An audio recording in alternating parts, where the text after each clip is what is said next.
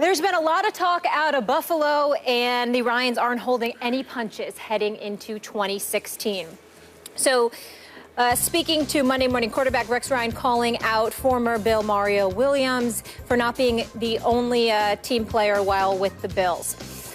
So he said, yeah, but he's making $17 million. Guess what? It wasn't going to happen. Now look with some of the comments. Do I really wish him well? Not really. So, Skip, lots of talk from the team who's had the longest playoff drought in the NFL for 16 years. Yep. How much pressure is on the Bills? Stephen A., I say going into next year, huge pressure on both Rex and now Rob Ryan as his sort of associate coach in charge of defense. I'm going to say hot seat pressure because these guys, these twin brothers, they become the dynamic duo of quotes. They're both quote machines. We love that in this business. But I think they've both talked a better game of late than they have coached.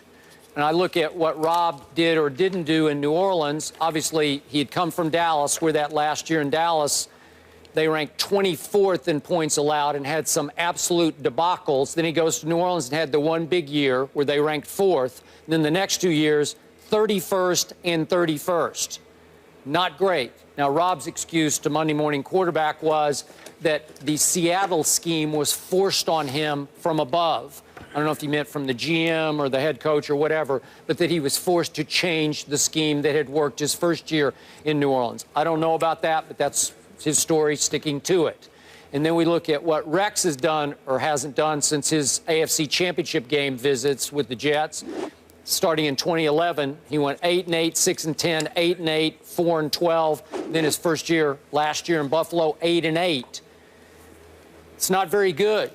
Get you fired. Did get him fired with the Jets finally. And I would say that he's starting to be on the hot seat in Buffalo because they do have talent on that team.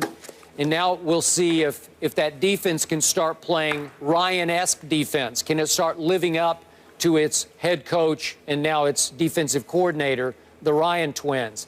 I think they're both on the hot seat going forward. Well, let's be more accurate with it. They should be on the hot seat.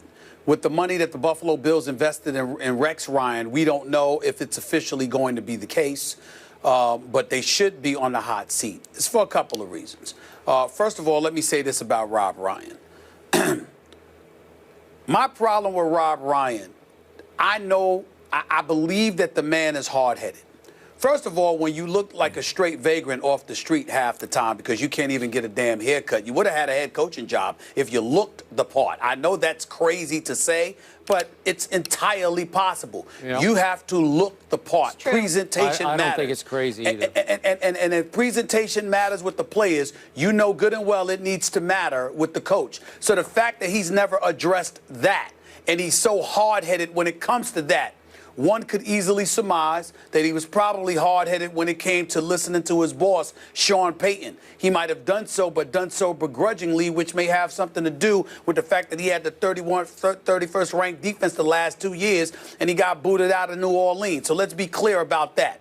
By the way, I didn't hear anybody willing to knock down his door before his brother came to save the day. Nepotism so live and well. Isn't it a beautiful thing, Skip Bayless? Nevertheless, let's get to this Buffalo Bills situation. I'm going to tell you the biggest reason why Rex Ryan needs to be on the hot seat. It's because of your offense. Your offense is led. You now have a quarterback. One would argue he didn't have that in all his years in New York, first with Mark Sanchez, then Geno Smith.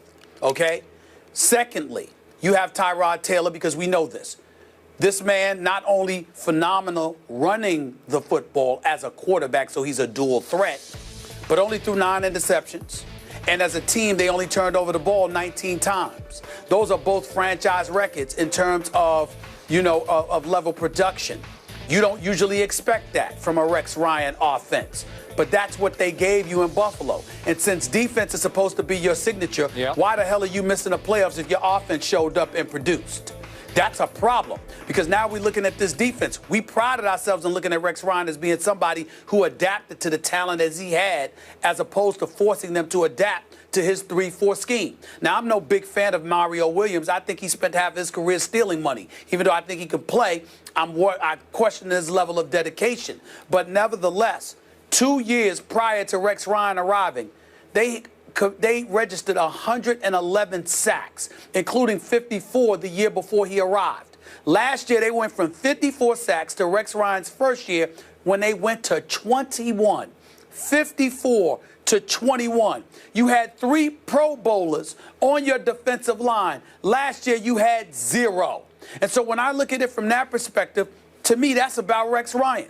Whatever issues exist clearly reside on the defensive side of the ball. That's supposed to be where your bread and butter is made. If you can't fix this defense, why are you a head coach? Because Rex Ryan has never been confused as being an offensive genius. No. That's not who he is. It's about defense. That's why he should be on the hot seat, because this defense is the problem, and that's supposed to be his strength. Mm-hmm. And by the way, that Brady guy still plays quarterback in New England, last time I checked. Makes it pretty tough. Yeah, it does. Bills haven't won the AFC East since 1995. A lot has to do with that guy, even though he came later. Sleeper watch. So Team Delhi took the world by storm during last year's finals, but who's the sleeper that will shine in 2016? Find out who the fellas are eyeing when we come back.